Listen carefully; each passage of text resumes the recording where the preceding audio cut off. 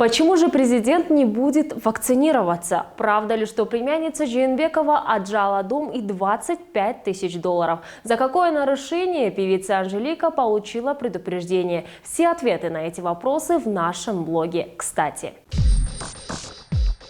Пресс-секретарь президента Галина Байтерек рассказала, будет ли вакцинироваться Садыр Джапаров. По ее словам, согласно лабораторным исследованиям крови, у Садыра Джапарова в достаточном количестве обнаружены антитела к коронавирусной инфекции. Ранее он уже переболел COVID-19. Согласно консультациям врачей, сейчас в главе государства, как оказалось, нет необходимости вакцинироваться. Почему? Потому что... В случае, если по истечении времени количество антител исчезнет или значительно уменьшится, то Садыр Джапаров в обязательном порядке будет привит вакциной от коронавируса, сказала Галина Байтерек. Но и это пока не точно. Я не понимаю. Почему? Отметим, что 29 марта 2021 года Министерство здравоохранения и социального развития начнет первый этап вакцинации от коронавирусной инфекции в стране. Первым вакцину получат министр здравоохранения и социального развития Алымкадыр Бишиналиев и другие медработники. Давай посмотрим. Давай посмотрим.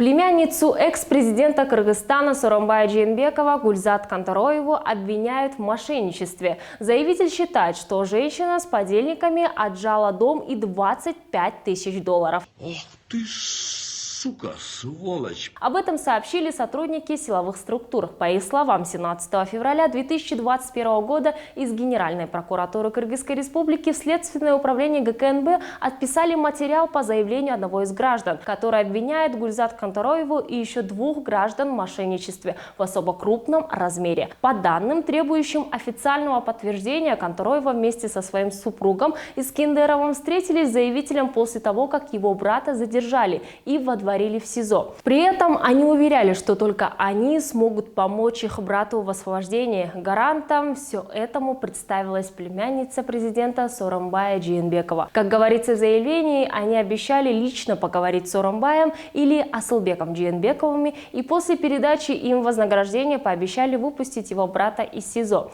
После получения 5000 долларов, а именно через несколько дней, они решили, что эта сумма маленькая и попросили еще 20 тысяч долларов. Но, получив эти средства, тоже заявили, что этого мало. Только этого мало. После чего заявитель был вынужден переоформить свой дом на знакомых Гульзат Кантороевой. Ваше место у параши. По данным источника, Следственный отдел ГКНБ не торопится с расследованием данного уголовного дела. Кандидат от политорганизации «Наш народ» певица Анжелика Кайратова получила письменное предупреждение от территориальной избирательной комиссии. В газете «Де-факто» опубликовано интервью, но без выходных данных. Это является нарушением. Членам рабочей группы представители партии пояснили, что интервью дано 1 марта, а публикация вышла 12 марта по ошибке работников газеты. Время, друзья мои, покажет. В соответствии с пунктом 1 статьи 23 Закона Кыргызской Республики о выборах депутатов местных кенешей, предвыборная агитация начинается со дня окончания срока регистрации всех кандидатов, списков кандидатов и прекращается за 24 часа до начала голосования. Проигрывать нужно уметь.